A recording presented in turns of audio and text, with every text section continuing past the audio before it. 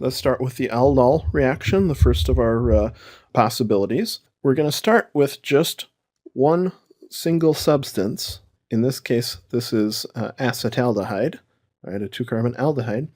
And if I just have acetaldehyde itself, it will react with itself essentially in a base-catalyzed self-condensation reaction.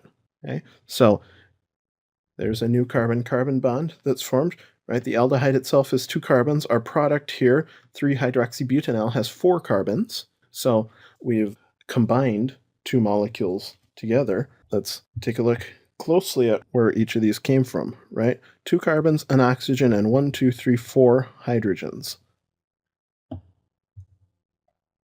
Okay, so 2 carbons and an oxygen, right? That's one compound.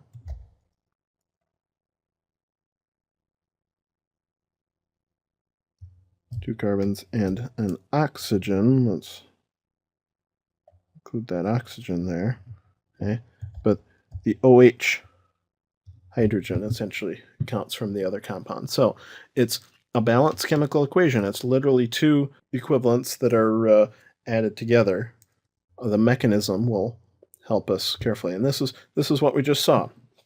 But now it's specific to this aldehyde. Okay? I can have hydroxide acting as a base, even though you guys learned that hydroxide itself is not a strong enough base to fully deprotonate an alpha carbon, right? That alpha hydrogen, pKa of 20 or so, right? Water, pKa of 16. So this step right here, this first deprotonation step, is actually slow. And if we're drawing appropriate equilibrium arrows, this first step is non-spontaneous. But that doesn't matter. We can, even in a non-spontaneous reaction, you have a small amount of the less favored product that has formed. That's all we need, right? We make this enolate. It will very quickly react with a new aldehyde molecule. So the alpha carbon reacts by attacking the carbonyl, kicking up the electrons on the O. We get an alkoxide. So here is our new carbon-carbon bond in this one, right, from the alpha carbon of one to the carbonyl of the other. And then that alkoxide gets protonated by water or the solvent or whatever that is around, giving us the hydroxyl group there, and regenerates the base catalyst. So all we need is a small amount of hydroxide. We formed a carbon-carbon bond here and made a new product. This product is called an aldol product. Why? Because it has an aldehyde group. It has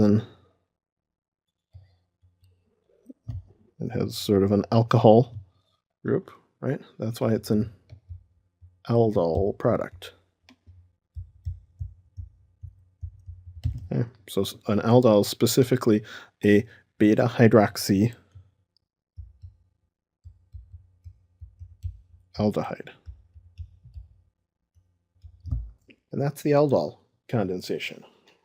So aldehydes themselves will react spontaneously. So if you have a base catalyst with simple small aldehydes like this, they will spontaneously combine together in this aldol reaction.